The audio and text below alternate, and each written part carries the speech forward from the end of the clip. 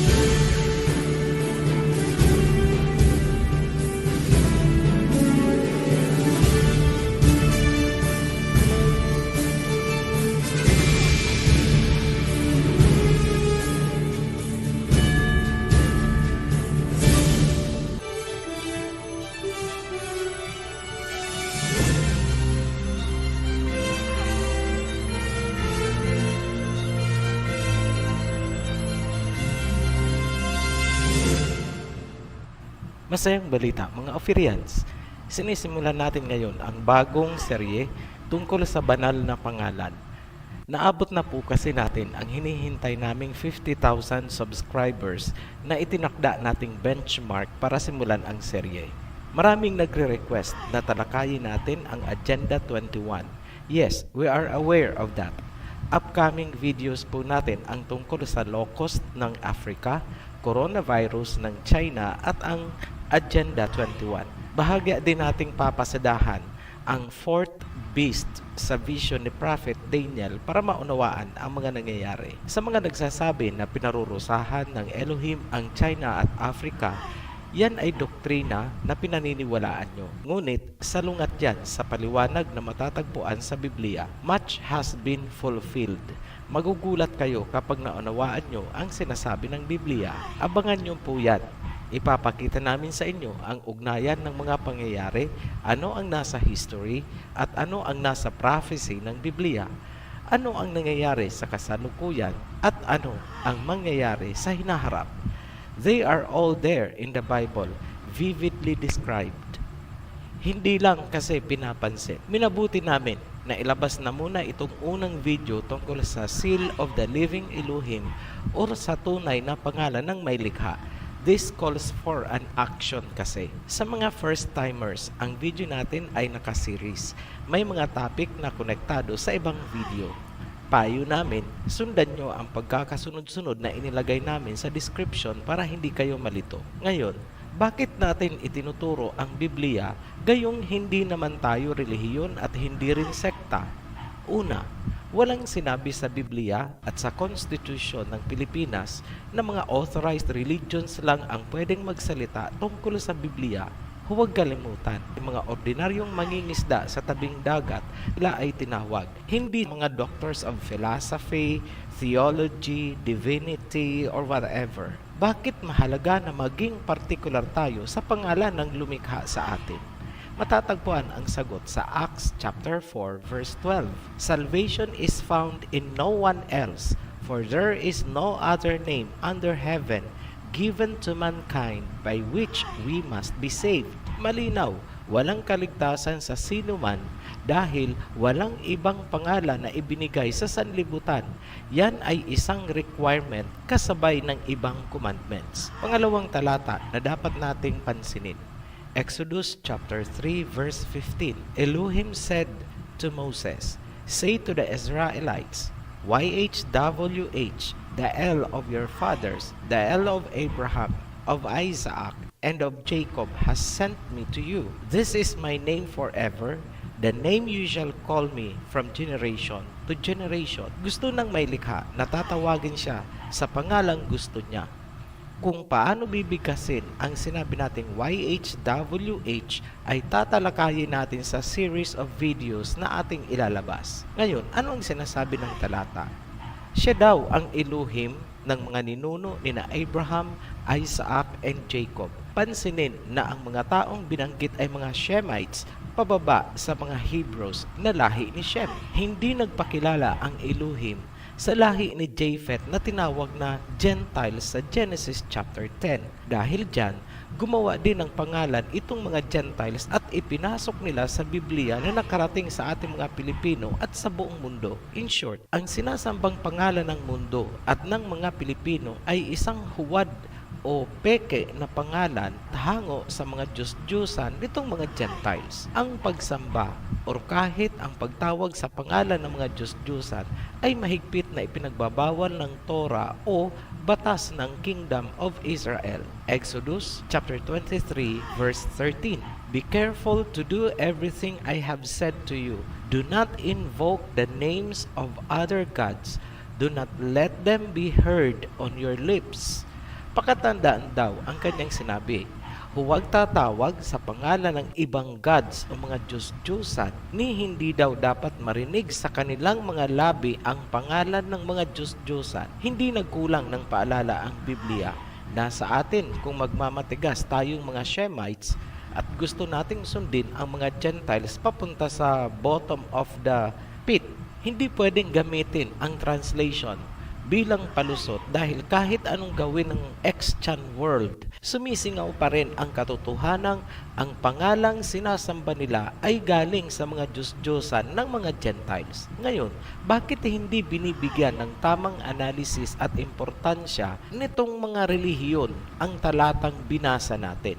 Kasi, mafi-face out ang relihiyon nila. Yan ang totoo. Pero, ito tandaan nyo, nagsimula na ang awakening o pagkakagising sa katotohanan na hahantong sa isang mass exodus. Iiwanan ng mga tinawag ang worldly religions. Tandaan nyo po yan, mangyayari yan. Libo-libo ang mabibinyagan sa tunay na pangalan ng Ama at hindi sa pangalan ng mga relihiyon. They will be baptized into the name of the Almighty Father and not into a legion. Ang pagtatatak ng pangalan sa noo ay magkakatotoo. Ito ang pangako ng Ama kapag nangyari yun. Basahin natin.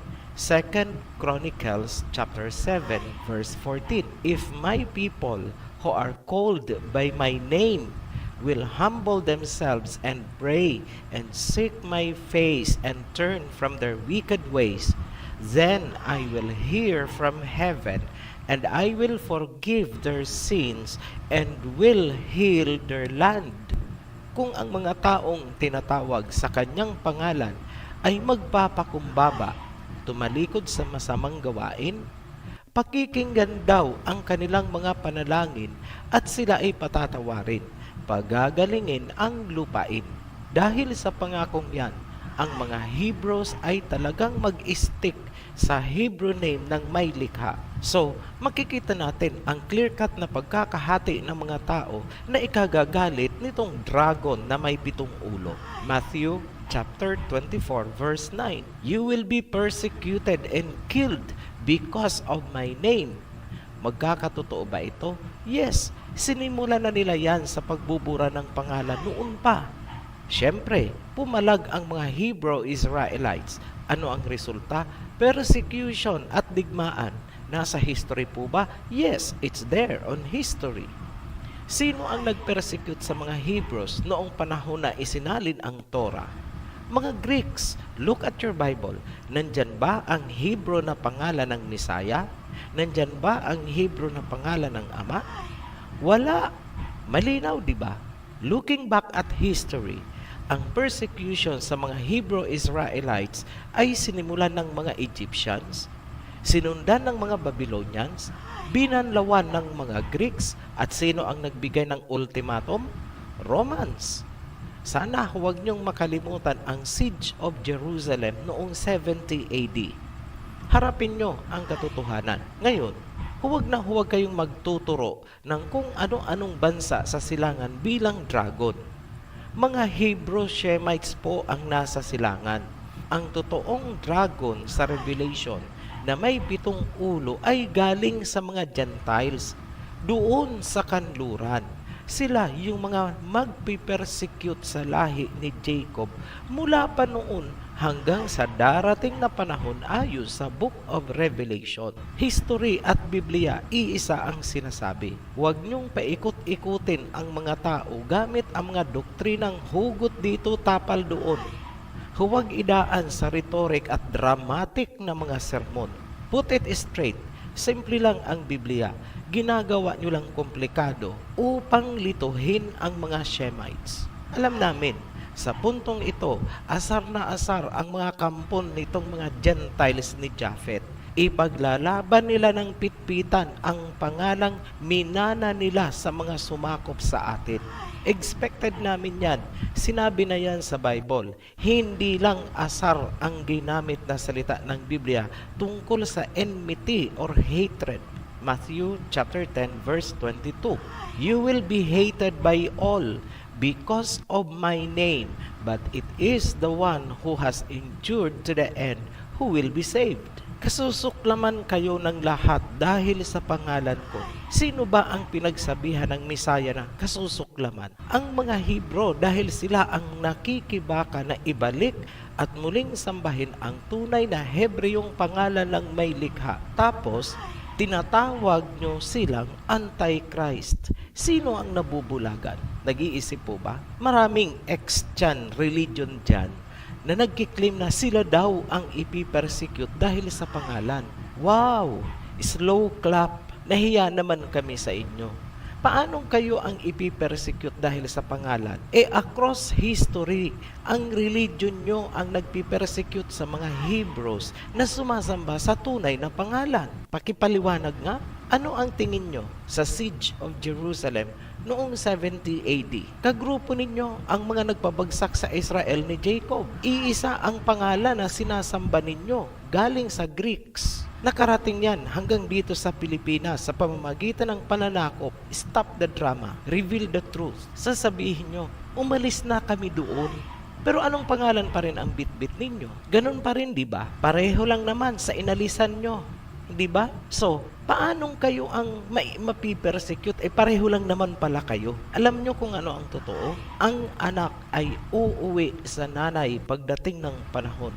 You will go back at makikiisa kayo sa harlot woman na nanganak sa inyo. Pareho lang ang pangalang sinasamba ninyo. Pareho lang ang tatak sa inyong mga noo. Mystery Babylon, bistado na kayo. Ang mga doktrina at filosofiya na nagbilanggo sa mga Pilipino ay galing sa mga hintil na siya ring sumakop sa Israel ni Jacob. Ibinilanggo tayo sa relihiyon at sekta na kanilang itinatag at patuloy na nanganganak ng iba't ibang sekta hanggang ngayon. Ang magpapalaya sa mga Pilipino or Ophirians ay ang Hebreyong pangalan ng may likha. Yan ang mag-unlock ng kandado. The truth will set us free. Ang pagtatakwil sa tunay na pangalan ng Elohim at ng Misaya ay nagmula sa mga Pariseyo, mga hintil na nagkukunwaring mga Hudyo. At ano ang tawag sa kanila ng Misaya? Basahin nyo. Matthew chapter 23 verse 23 at 33. Woe to you, teachers of the law and Pharisees, you hypocrites, you snakes, you brood of vipers. How will you escape being condemned to hell? Ano ang tawag sa kanila ng Misaya? Snakes, brood or generation of vipers, serpent, ahas. So kung isa ka sa mga nagagalit dito sa inilalahad namin, manalamin ka kaya? Sa mga nag-aakala na ang serpent na term ng Misaya ay symbolic lamang, panoorin niyo muna ang Creation series at Babylon series. Welcome to the deepest mystery of the Bible. Tandaan nyo na kung ano ang nangyari sa mga Hebreyong lahi ni Peleg, ganun din ang nangyari sa mga Hebreyong lahi ni Joktan dito sa silangan. Napuruhan ang mga Pilipino. Kung ang tawag ng Misaya noon ay Pharisee, ang tawag naman ni Rizal ay mga Damaso. Ngayon, para sa mga nalilito kung ano ba talaga ang pagiging tunay na Pilipino, pakinggan nyo itong mabuti. Pahapyawan natin ang salitang Semitic, Hebrew, Israelites, at Hudyo. Dito lulutang ang kanilang alphabet para maunawaan kung anong klaseng lingwahe meron sila noong sinulat ni Moses ang Biblia. Kung natatandaan, ang Israelites ay nasasakop ng mga Greeks noong isinalin ang Biblia papunta sa Septuagint version mahigit 200 years bago pa man isilang ang Mesaya. Nasa state of resistance o pakikibaka ang mga Israelites laban sa mga Greeks. Parang panahon ng mga katipunero kung ikukumpara natin sa kasaysayan ng Pilipinas. Nais ng mga Israelites na kumawala sa mga Greeks. Gusto ng mga Israelites na buhayin ang sariling bansa ayon sa Torah na isinulat ni Moses. Ang pinakapundasyon ng Torah bilang saligang batas o konstitusyon ng mga Israelites ay ang pangalan ng kanilang Elohim. Yun ang inalis ng mga Greeks na sumakop sa kanila. So ano ang nakikita nyong factor sa pagtanggal ng pangalan ng Elohim noong isinalin ang Biblia? Pananakop. Kailangang mabura sa isipan ng mga Israelites at sa mga susunod na generations ang kanilang Elohim para hindi sila makapagtayo ng kanilang Kingdom of Israel. Malinaw?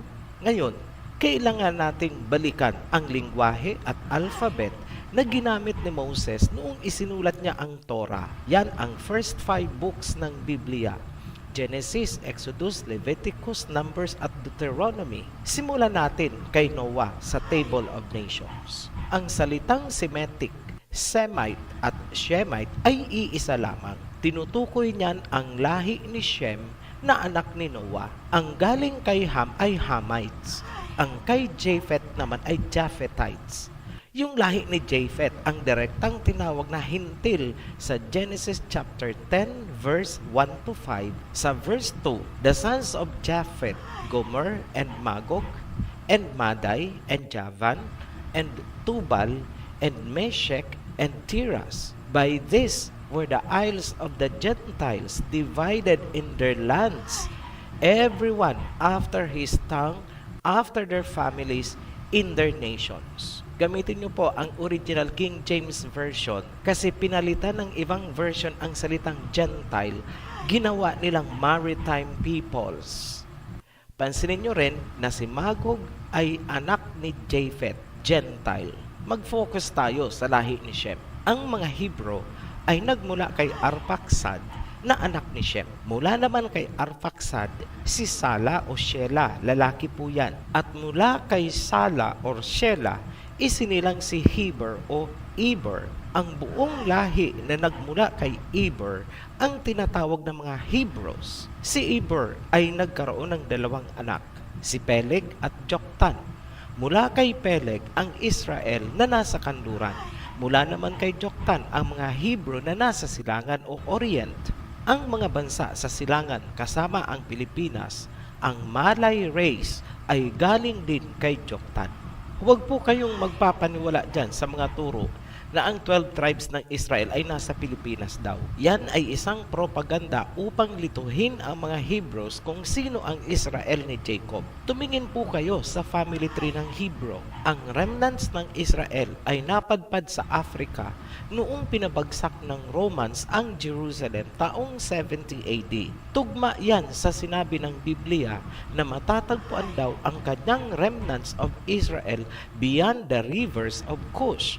Nasa Africa yan. History at Biblia ay iisa ang sinasabi. Zephaniah chapter 3 verse 10. Ang Israelites ay nahahati sa 12 tribes. Isa doon ang tribe ni Levi kung saan nagmula si Moses. Ibig sabihin, si Moses ay isang Levite, hindi siya Hudyo. Ang templo at mga katuruan ukol sa pagsamba ay katungkulan ng mga Levites. Kaya, hindi nakakapagtaka kung bakit kay Moses binigay ang 10 Commandments at siya rin ang nagsulat ng Torah. Ang tribo naman ni Judah ang tinatawag na Hudyo. Ibig sabihin, Hindi lahat ng Israelites ay Hudyo. Hindi po relihiyon ang Hudyo, kundi lahi o tribo ni Juda. Walang mga convert na pinag-uusapan dyan dahil bloodline ang pinag-uusapan at hindi relihiyon. Huwag pong baluktutin, huwag pong gagawa ng doktrina na kung ano-ano. Balikan natin si Moses. Bilang Levite, ang Torah ay isinulat ni Moses upang ituro sa buong Israel bilang saligang batas na magtatayo ng Kingdom of Israel. Kung tutuusin, ang Torah ay para sa mga Israelites lamang dahil yan ang kanilang konstitusyon bilang chosen people ng Elohim. So, habang ang Biblia ay ginagamit ng Israelites para maitayo ang heavenly kingdom, ginagamit naman ng mga Gentiles ang Biblia upang magtayo ng mga relihiyon na magpapabagsak sa kingdom ng Israel. Ibig sabihin, ang pagsali sa mga relihiyon ng mga Gentile ay isang malaking kamangmangan. Ngayon, bakit kailangang aralin din ang Biblia kahit hindi ka Israelite? Ito ang sagot namin. Para malaman ang foreign policy, constitution at mga batas ng Heavenly Kingdom of Israel kung nais mong makibahagi dito. Meaning, tayo ay magiging kaalyado ng Israel ni Jacob. Yan ang inilalarawan ng parable of the grafted olive tree. At bilang grafted wild olive tree, kailangan nating sumunod sa mga batas ng Kingdom of Israel na paghaharian ng Messiah bilang King of Kings sa kanyang pagbabalik. Unang requirement, sambahin ang tunay na pangalan ng Elohim at ng Messiah na sinasamba sa kingdom. Ngayon, kung ang sinasamba mo ay pangalang hango sa Diyos-Diyosa ng kanilang mga kalaban, ikaw ay isang persona non grata sa kingdom ng Messiah. Hindi ka makakapasok. Rejected ka. You are a threat to homeland security. Klarado? Ngayon, kailan ba unang ibinigay ng may likha ang kanyang pangalan at kanino? Tingnan natin, Genesis chapter 4, verse 26. Seth also had a son, and he named him Enosh. At that time, people began to call on the name of the Elohim. Maliwanag, panahon pa lang nila Adam and Eve at Seth. Tumatawag na sila sa pangalan ng Elohim. Ibig sabihin, ibinigay na kina Adam and Eve. Alam nila. So, itong mga katuruan na unang ibinigay daw kay Moses ay mali. Wala pa si Moses, alam na ng mga tao ang pangalan ng lumikha. Yan ang napapala kapag nilalaktawan at binabaliwala ang Genesis na pundasyon ng buong Biblia. Pag-usapan natin ang Exodus chapter 3 kung saan sinabi ng Elohim ang I am that I am. Popular na popular po yan. Tanong, pangalan ba ang I am that I am? Aba, kahit grade 1 po sasabihin sa iyo na hindi yan pangalan.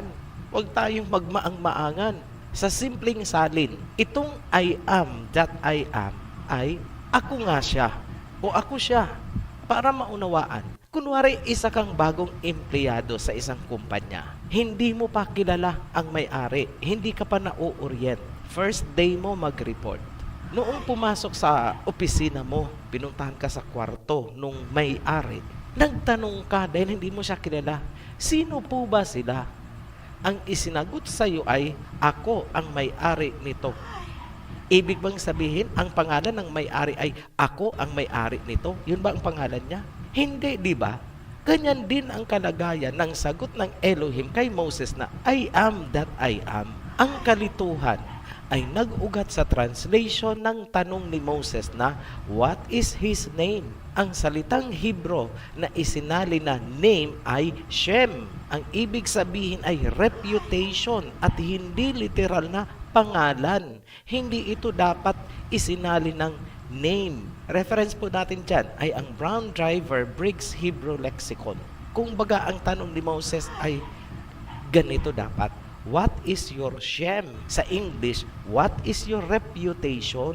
Ngayon, bakit ganun ang tanong ni Moses? Kasi wala siyang alam tungkol sa background ng Elohim ng Israel. Kung natatandaan nyo, lumaki si Moses sa Egypt sa palasyo ng prinsesang nakapulot sa kanya mula sa ilog.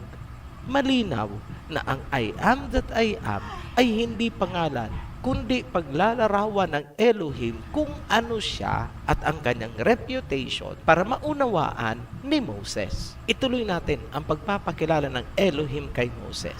Basahin natin ayon sa pagkakatranslate, hindi po natin babaguhin. Pansinin mabuti ang sagot sa tanong ni Moses na what is his name? Verse 15, God also said to Moses, say to the Israelites, the Lord, the God of your fathers, the God of Abraham, the God of Isaac, and the God of Jacob has sent me to you. This is my name forever, the name you shall call me from generation to generation.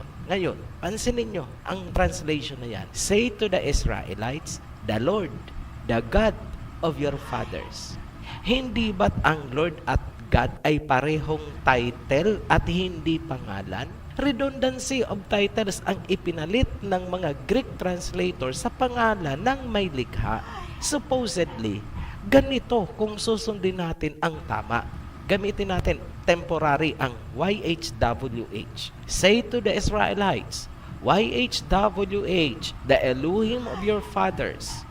This is my name forever, the name you shall call me from generation to generation. Malinaw. Sabihin mo sa mga Israelites, YHWH ang Elohim ng inyong mga ninuno. Nagdagdag po ba tayo? Hindi.